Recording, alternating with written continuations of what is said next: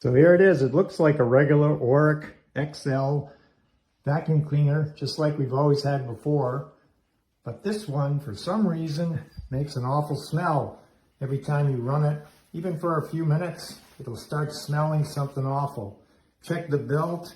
It's not the belt. Doesn't seem to be anyway. Replace the belt. That didn't make any difference.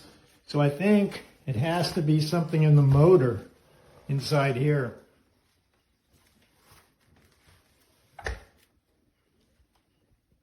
So I don't know what the solution is, but we really like these Oreck vacuum cleaners, and now we're afraid to buy a new one because it might make the same smell again.